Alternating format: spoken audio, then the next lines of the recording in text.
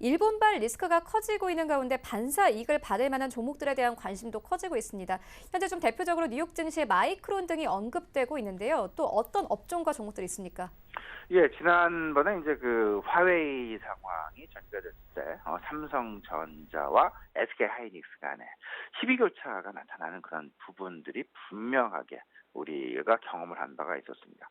근데 이번에는요, 삼성전자와 SK하이닉스가 조금 좀 일본발 규제로 인해서 조금 힘들어져가는 그런 모습이 보여지다 보니까 이에 대한 글로벌 경쟁자죠. 마이크론 테크놀로지와 웨스턴 디지털의 주가가 연일 상승해가는 그런 모습들이 나타나고 있더라. 그러면 저는 이런 생각을 좀 가져보게 됩니다.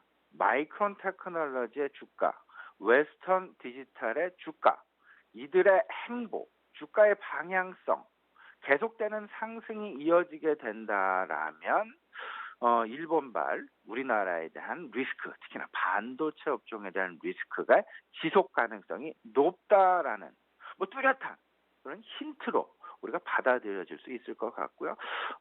기대하고 있는 부분이긴 합니다만은 마이크론 테크놀로지의 주가가 반등 국면에서 다시금 꺾이게 되고, 그리고 웨스턴 디지털의 주가가 하락 반전하게 되는 그런 모습이 미국 시장에서 일어나게 된다라면 일본발 어떤 그 정치적인 보복 리스크 부분에 대한 우리 산업들에 대한 피해 여부는 점차 시장 내에서 둔화되어 가고 있다라는 힌트로서 우리가 분명히 채택할 수 있지 않을까라는 그런 생각 가져보게 됩니다. 일단 다들 알고 계시겠습니다만 7월 4일부로 반도체 소재 세계 품목에 대해서 우리 일본, 우리나라에 대한 한국 수출을 규제하고 있습니다.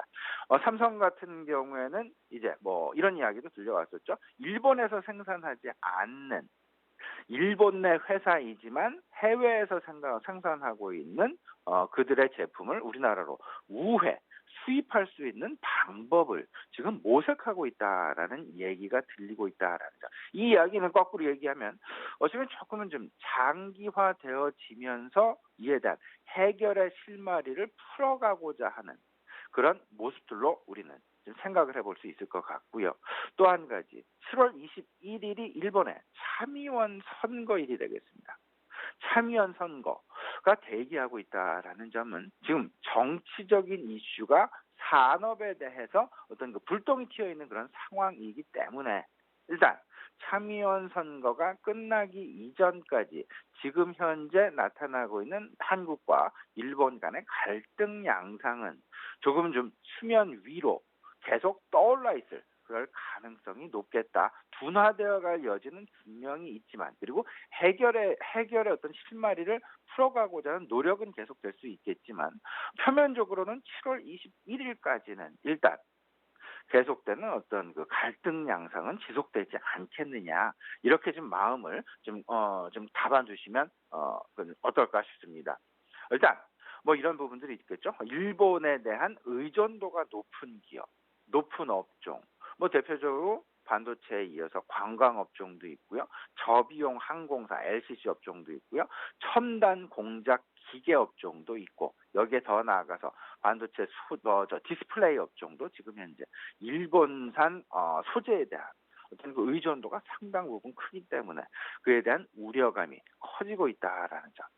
다시 한번 말씀을 좀 드리지만, 일본의 경제 보복, 해외 업체들의 반사 이익, 우리나라 기업들과 글로벌 시장에서 경쟁 구도에서 위치하고 있는 그런 기업들의 반사 이익, 기업들의 주가가 계속해서 상승하고 있다라는 점은 여전히 이 그 한일 간 갈등 양상이 장기화 내지는 여전히 둔화되어지지 않고 있다라는 부분을 그대로 드러내고 있다라고 봐야 될 것 같고요. 지난밤 마이크론 주가, 지난 월요일 주가가 2.5% 상승을 했고요. 화요일 어제 주가가 2.3% 상승하는 그런 모습을 보였습니다. 웨스턴 디지털, 낸드 플래시의 글로벌 2위 기업이죠. 주가도 8일 2.8% 상승에 의해서 어제는 조금은 더 상승폭이 확대되면서 어제는 3.23%의 상승을 보이는 그런 모습들이 나타났었다. 우리나라와 일본 간의 무역 전쟁이 만약 장기화가 되어진다라면 이에 따른 이제 그 핵심 시나리오도 우리가 좀 생각을 좀 해봐야 될 것 같은데 두 가지 정도 꼽아볼 수 있지 않을까 생각이 됩니다. 반도체 산업이 그 대표적인 부분이 될 것 같은데 관련 산업에 대한 반도체 가격의 어떤 그 개선 가능성, 반등 가능성도 우리가 좀 엿볼 수 있겠다. 왜냐하면 일단 공급에 조금은 수급에 조금은 차질 양상이 아직은 나타나고 있지는 않지만 차질 양상이 한 달여 한 45일 정도 생각을 하고 있습니다. 지속이 된다라면 그 이후에는 실질적으로 공급 면에서의 어떤 그 차질 양상이 전개가 될 것이다.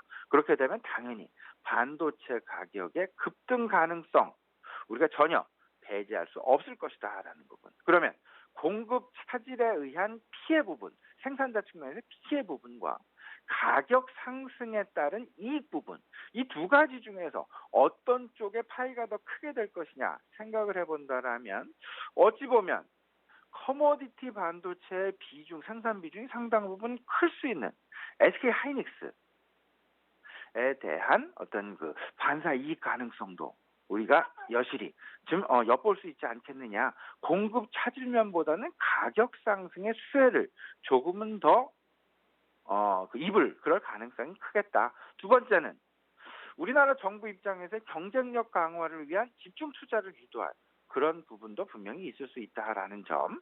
그렇기 때문에 정부 정책 관련 테마주 부각 가능성도 우리가 생각을 해봐야 되겠다.